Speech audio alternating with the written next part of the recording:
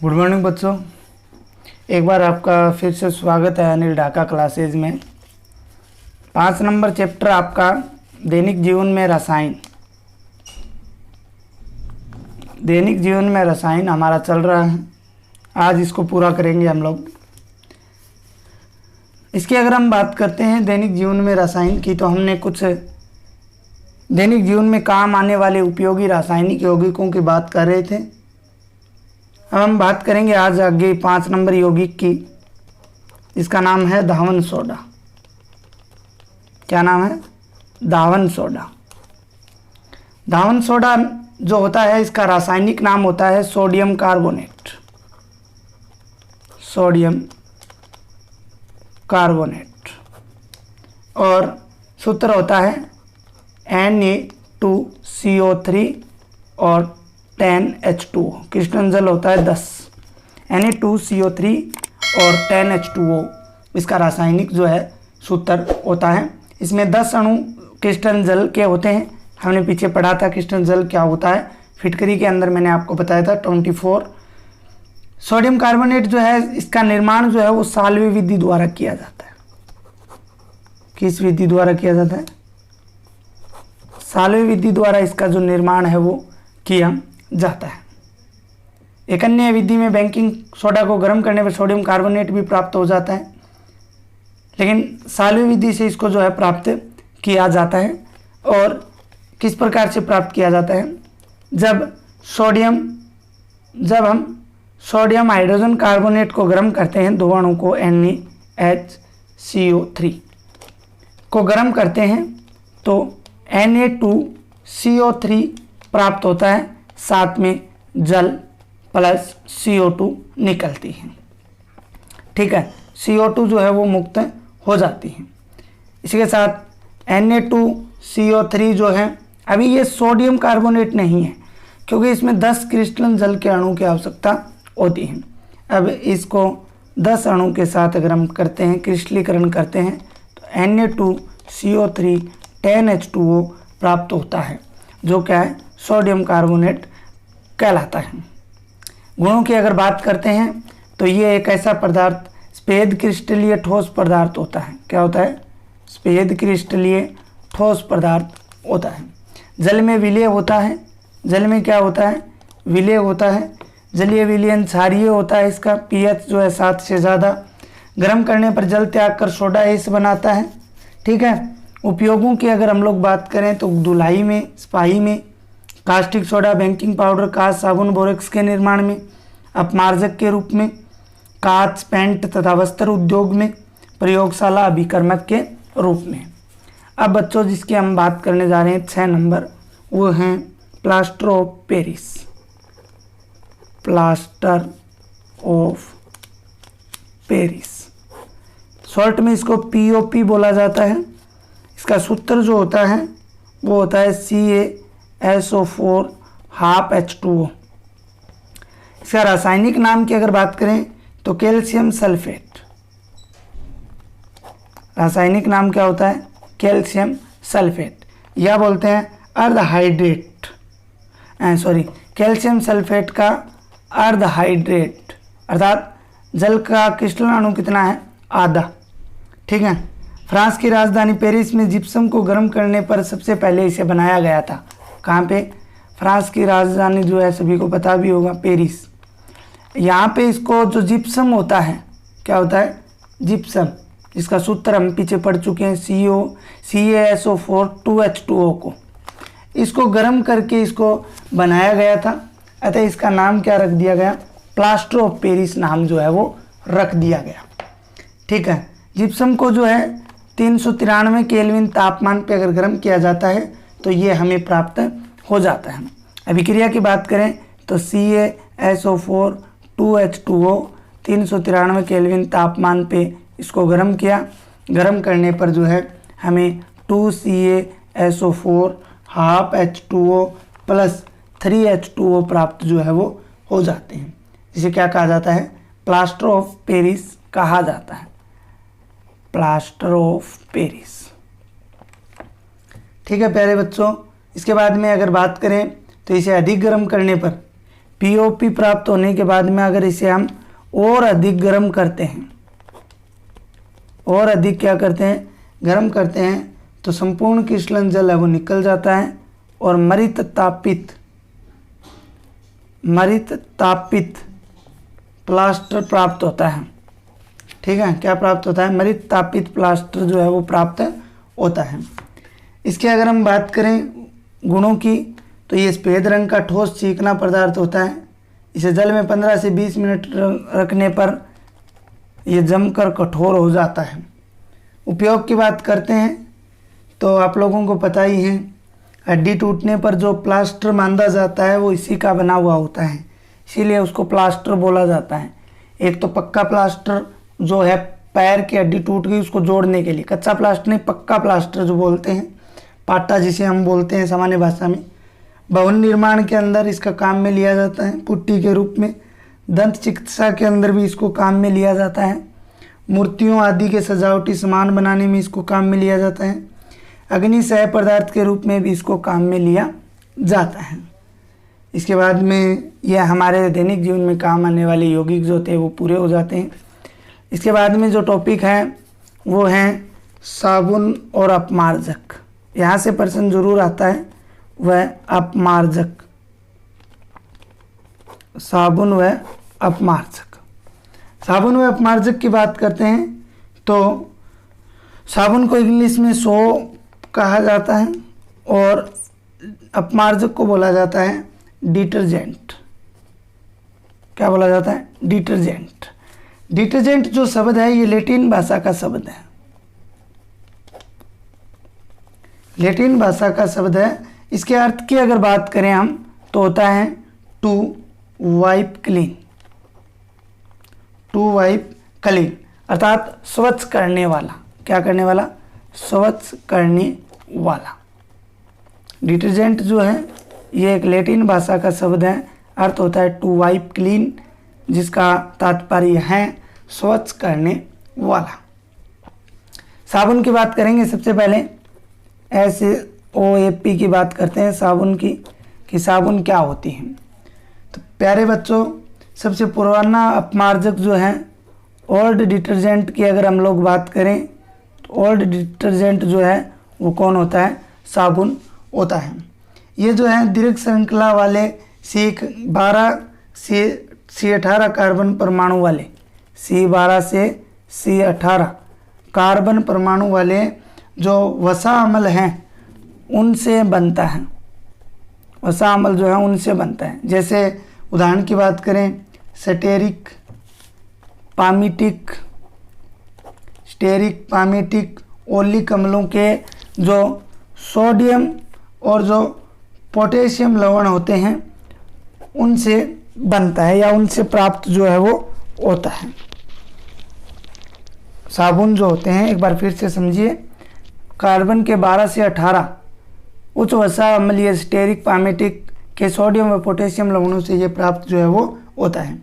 यह वसा अम्लों के सोडियम हाइड्रोक्साइड तथा पोटेशियम हाइड्रोक्साइड के जलीय विलयन के साथ गर्म करके बनाए जाते हैं। तो सोडियम हाइड्रोक्साइड व या पोटेशियम हाइड्रोक्साइड के साथ इन वसा अम्लों को जब हम क्या करेंगे, गर्म करेंगे, जलीय विलयन के अंदर इनको क्या करेंगे, गर्म करेंगे, तो हमें जो है साबुन जो है वो क्या हो जाती है, प्राप्त हो जाती है।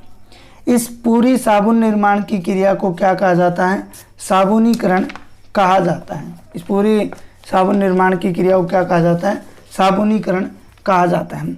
जैसे हम उच्च वसीय अम्लों की बात करें,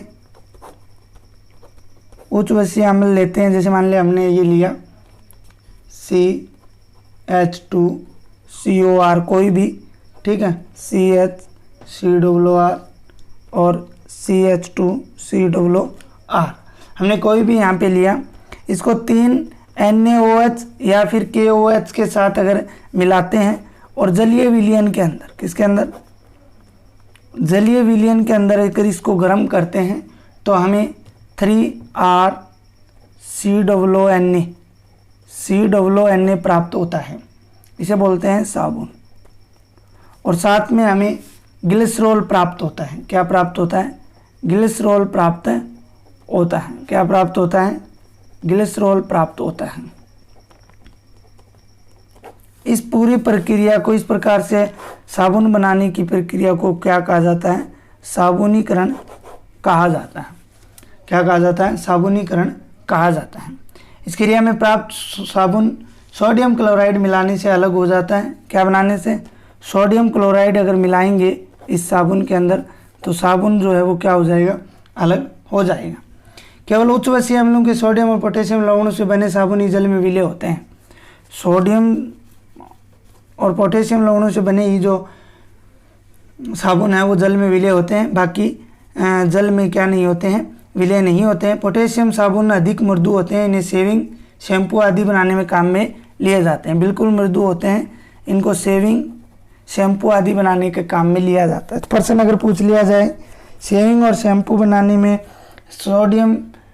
पोटेशियम का उपयोग क्यों किया जाता है? पोटेशियम साबुन का, तो ये अधिक मृदु होते हैं। या किसका उपयोग किया जाता है? तो पोटेशियम साबुन का उपयोग किया जाता है। अगर पारदर्शी साबुन बनाने के लिए अगर हम बात करें किसका उपयोग किया जाता है, तो ग्लिसरीन का उपयोग किया जाता है। पारदर्शी, जिसके आर पार देखा जा सके ऐसी साबुन देखी होगी आप लोगों ने, उसके लिए किसका प्रयोग किया जाता है? ग्लिसरीन का प्रयोग जो है वो किया जाता है। साबुन जो है वो मृदु जल में स्पाही का कार्य करते हैं, परंतु कठोर जल में ये कार्य नहीं करते। कई बार प्रश्न आया है कि साबुन जो होती हैं वो कठोर जल में कार्य क्यों नहीं करती? साबुन जो है वो कठोर जल में कार्य क्यों नहीं करती? क्यों नहीं करती? क्योंकि कठोर जल में कैल्शियम आयन Ca2+ तथा मैग्नीशियम आयन होते हैं। कठोर जल में क्या होते हैं? कैल्शियम आयन तथा मैग्नीशियम आयन होते हैं, जो साबुन के अणु में से, साबुन जो है उसके अणु में से सोडियम आयन को प्रतिस्थापित कर देते हैं। सोडियम आयन को क्या कर देते हैं? प्रतिस्थापित कर देते हैं, जिससे क्या है सही तरीके से जो है ये उसको नहीं साफ कर पाएंगे। तो इस प्रकार से उच्च वसीय अम्लों के कैल्शियम तथा मैग्नीशियम लवण बन जाते हैं और ये लवण जल में क्या होते हैं? अघुलनशील हो जाते हैं। कैल्शियम और मैग्नीशियम के ही तो बनेंगे लवण, जब अन्य क्या हो जाएगा? प्रतिस्थापित। तो इस प्रकार से ये अघुलनशील होते हैं अतः उच्छेपित हो जाते हैं, अतः ये स्पाही की क्रिया जो है वो नहीं कर पाएंगे। इस समस्या के समाधान के लिए क्या काम में लिए जाते हैं? अपमार्जक काम में लिए जाते हैं। अपमार्जक होते हैं वो दोनों जल के अंदर काम करते हैं। कौन? अपमार्जक जो होते हैं वो दोनों जल के अंदर काम जो है वो करते हैं। तो इसके बाद देखिए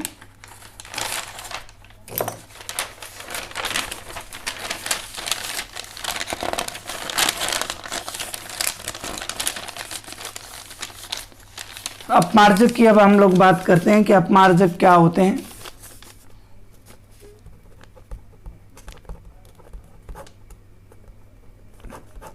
अपमार्जक की बात करते हैं तो ये साबुन के जैसे ही होते हैं, लेकिन कठोर और मृदु दोनों प्रकार के जलों में काम आते हैं। चाहे कठोर जल हो चाहे मृदु जल हो, दोनों में काम आते हैं। अतः अपमार्जक स्पाही के लिए व्यापक रूप से काम में लिए जाते हैं। ये जो होते हैं ये सोडियम एल्किल सल्फेट, क्या? सोडियम एल्किल सल्फेट, इसका सूत्र होता है ROSO3Na, ठीक है, सल्फेट। और सोडियम एल्किल बेंजीन सल्फोनेट होते हैं। सोडियम एल्किल बेंजीन सल्फेट होते हैं। RC6H5 बेंजीन हो गया और SO3Na, ये होते हैं। इसके अलावा अनेक प्रकार के अपमार्जक और भी पाए जाते हैं।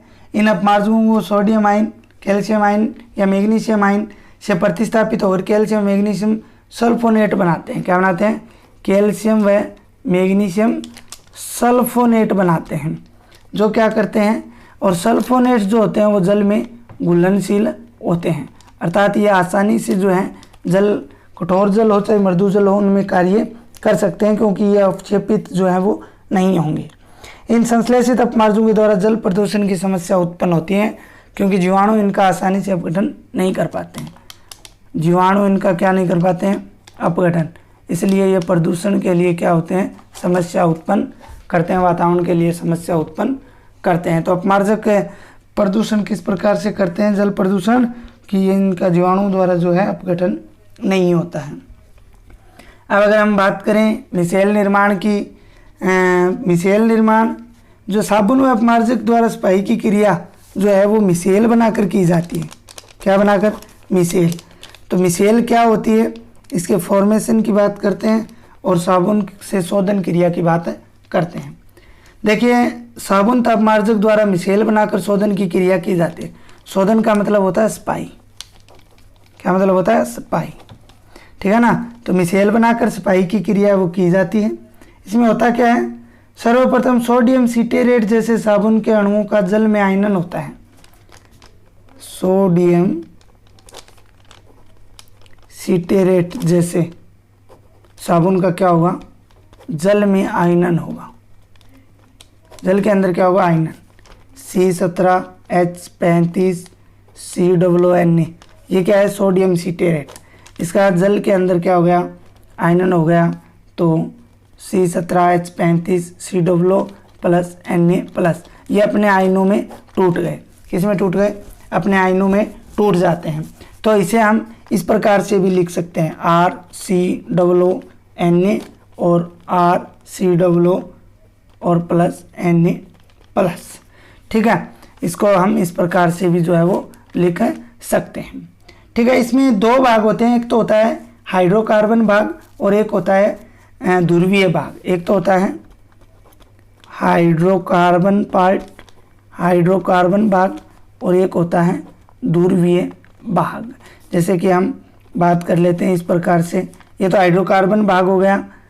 ठीक है, और ये COO- अर्थात पॉजिटिव वाला हाइड्रोकार्बन भाग, नेगेटिव वाला क्या हो गया?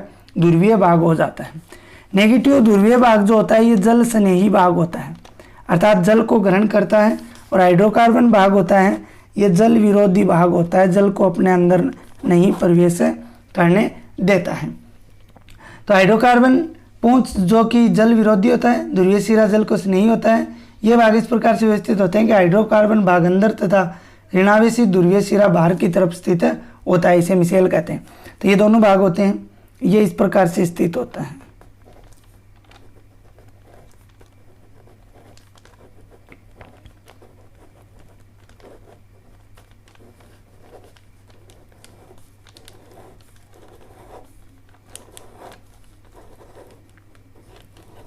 ये इस प्रकार से संरचना बनती है।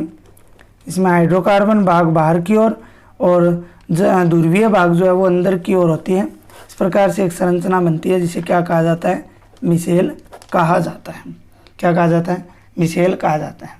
अधिकांश गंदगी, तेल की बूंद, चिकनाई आदि जल में है घुलनशील, परंतु हाइड्रोकार्बन में घुलनशील होती है। साबुन के द्वारा सफाई क्रिया में चिकनाई के चारों तरफ साबुन अणु क्या बना लेते हैं? मिसेल बनाते हैं। इसमें जल विरोधी भाग हाइड्रोकार्बन जो है वो चिकनाई को आकर्षित करता है। ये जो भाग है ये चिकनाई को क्या करेगा? आकर्षित करेगा, तथा जल स्नेही ध्रुवीय भाग बाहर की तरफ निकालेगा, और ये जो है इसको क्या कर देगा? बाहर की तरफ निकाल देगा।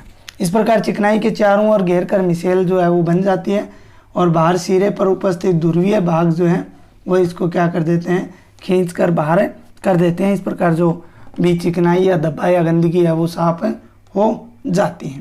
तो इस प्रकार से साबुन से जो है मिसेल बनाकर ये क्या करते हैं? शोधन की क्रिया जो है वो करते हैं। तो प्यारे बच्चों, साबुन किसे कहते हैं? साबुनीकरण किसे कहते हैं? मिसेल क्या है? मिसेल की संरचना कैसी होती है? ठीक है, तो इस प्रकार से ये सब आपको मैंने बताया। इस प्रकार से हमारा ये चैप्टर जो है वो भी पूरा हो जाता है। अब हम इसके बाद में जो चैप्टर शुरू करने वाले हैं वो आपके चैप्टर नंबर 6 शुरू करेंगे।